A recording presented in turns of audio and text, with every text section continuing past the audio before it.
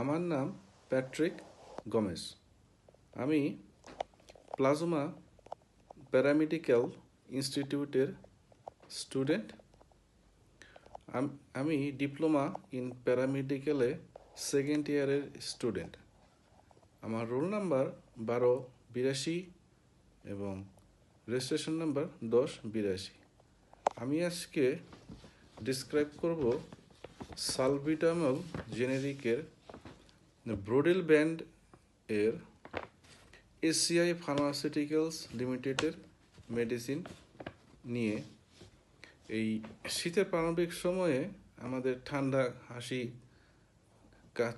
কাশি এগুলা প্রায়ই হয়ে থাকে। তো এই Brodel syrup chronic obstructive pulmonary disease, chronic bronchitis, sneezing, shortness of breath এ সাহায্য করে এবং কপ উইথ মিউকাস রিলিফে এটি খুবই উপকারী একটি ঔষধ। এর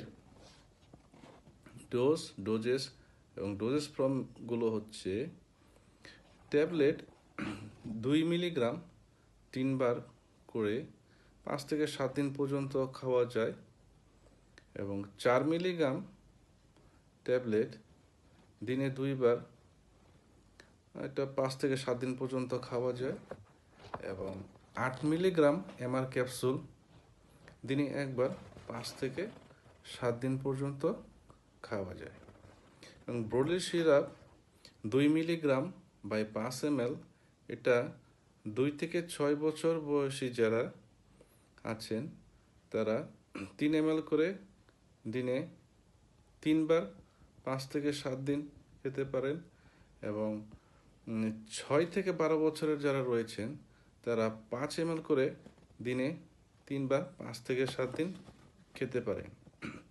12 বছরের ঊর্ধ্বে যারা রয়েছেন তারা 10 ml করে দিনে 3 বার 5 থেকে 7 দিন খেতে পারেন এবং ওজনের উপর ভিত্তি করে এটার পরিমাণ কম বা বেশি হতে পারে।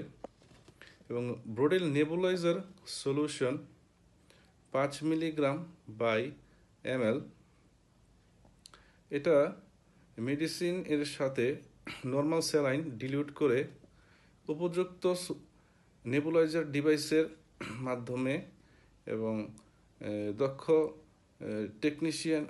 ফিজিশিয়ান বা ডক্টর এর সাহায্যে এটা দিনে 3 থেকে 4 বার বা কন্ডিশন অনুযায়ী আরও বেশি এটা ব্যবহার করা যেতে পারে। ইনহেলেশন ক্যাপসুল 200 মাইক্রোগ্রাম, এটা 6 ঘন্টা অন্তর দিনে 3 থেকে 4 বার ব্যবহার করা যেতে পারে এবং এটা ব্যবহারের জন্য একটা ডিভাইস রয়েছে। ব্রোডেল ইনজেকশন 5 মিলিগ্রাম বাই 5 ml, এটা দিনে 3 বার 3 দিন পর্যন্ত ব্যবহার করা যায় বা প্রয়োজন কন্ডিশন অনুযায়ী আরেকটু বেশিও ব্যবহার করা যেতে পারে। সাইড এফেক্টস, ব্রোডেলের কিছু সাইড এফেক্টসও আছে, যেমন headache, palpitation, muscle cramps, ট্র্যাকিকার্ডিয়া।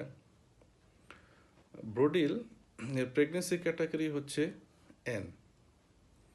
Storage, এটা 30 ডিগ্রি সেলসিয়াসের নিচে সংরক্ষণ করতে হয়। তো এই ওষুধটি আমাদের হাতের কাছে সবসময় রাখা জরুরি, কারণ এই শীতকালীন সময়ে এটি আমাদের খুবই প্রয়োজনীয় একটি মেডিসিন। ধন্যবাদ।